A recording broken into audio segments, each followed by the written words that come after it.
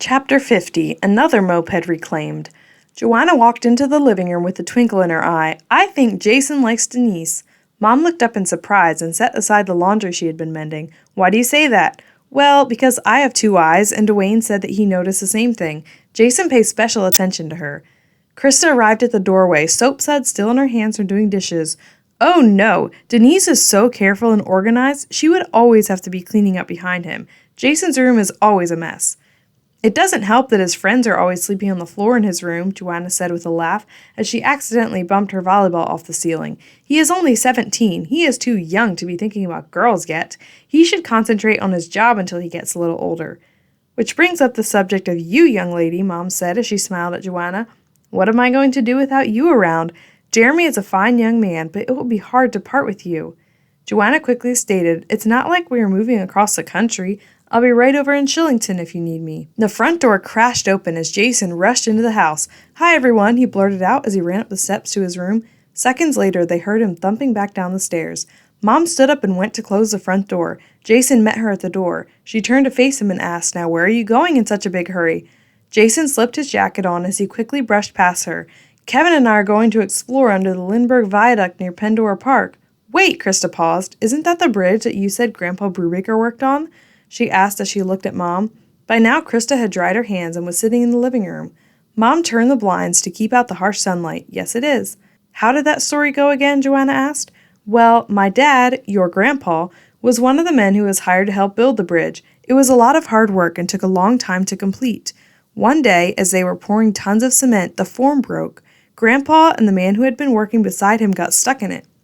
The crew managed to rescue Grandpa just in time, but they were unable to get the other worker out alive. He said that moment was one of the factors that led him to accepting Christ into his heart. Joanna shook her head. That is amazing. It was a complete miracle. As the story was finishing up, Jason burst through the door yelling, Where's my moped? It should be right where you left it a few minutes ago when you got home, Mom said as she looked out the window at the carport where the moped usually sat. That's the lovely city of Reading for you. Everything is always disappearing, Joanna complained as she rolled her eyes in disgust. I'm glad that I am moving to Shillington. Mom looked at Joanna. It can happen anywhere when people do not have Christ in their lives. They do not have a moral standard to live by.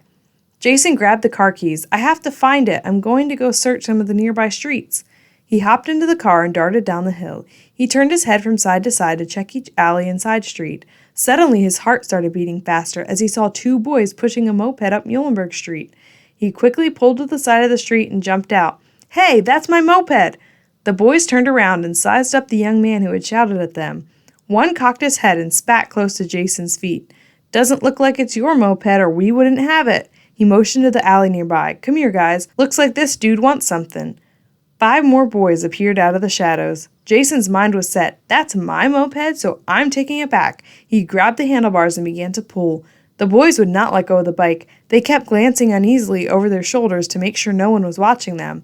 Finally, Jason's persistence won out. He managed to work the moped free. He quickly wheeled it over to the car, stuffed it in the trunk, and sped off, leaving the boys standing in the middle of the street. As he pulled back up to the house and parked the car, Mom and the girls quickly ran out to meet him.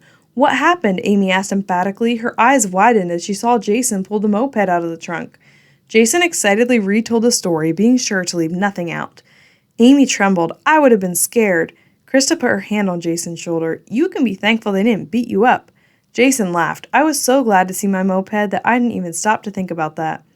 Later that evening, after prayer and Bible reading, Dad looked at each of the children carefully.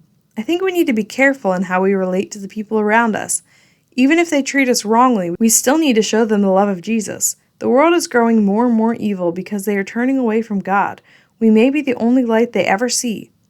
Countless bikes and mopeds were stolen from the Foxes over the years. Sometimes the same moped was stolen numerous times. To this day, the Fox brothers still occasionally buy mopeds to drive around Reading. It brings back many memories from their younger days of riding mopeds in the city. Jason continues to be the detective of the family to this day. If there is a fire or a crime happening in the community, you can call Jason. He usually knows what's going on. Joanna and Jeremy were married on June 14th, 1997. Shillington was much more peaceful, but in a few short years they found themselves living back in the friendly confines of Reading.